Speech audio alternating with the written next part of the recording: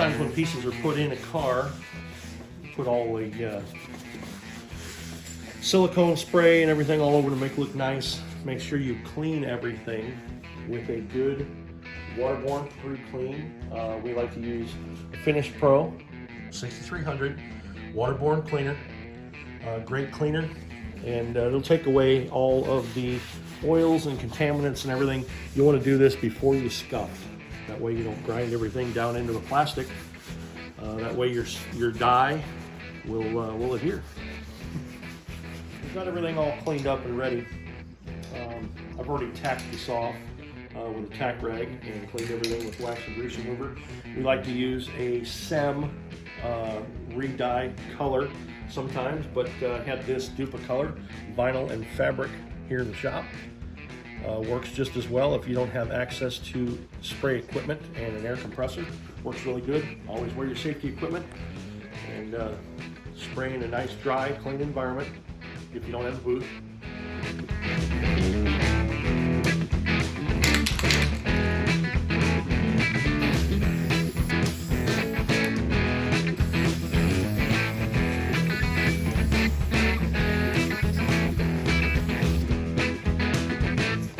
Put on everything really nice and light to begin with. A bunch of light coats is much better than several light coats. A bunch better than one big heavy coat. Certainly give this thing a shot.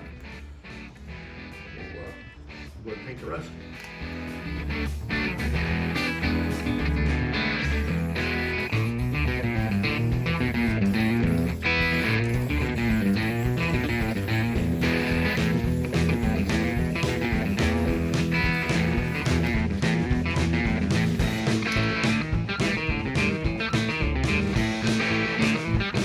Stuff dries real quick. Don't spray in direct sunlight, but spray somewhere that's nice and even. If you have to use a flashlight or any kind of a shop light or something to make sure you're getting nice even coats. But you can see this is already dry over here very quickly, and this will dry. I usually wait about 5 minutes between coats and give it some time to dry. Have a great product.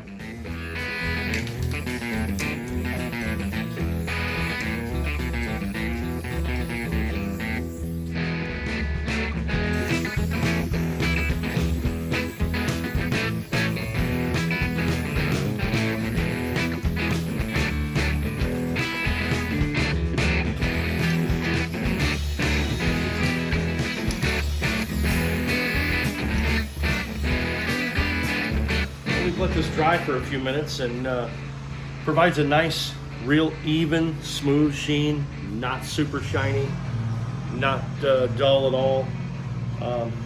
Ready to install. I think it turned out great. This part here is for a '69 Mustang, standard dash, no air conditioning. I think it turned out pretty cool. All the products we used and everything is going to be in the comments below, and so make sure take a look. If you want to dye anything like this, it's pretty easy. You can do it at home.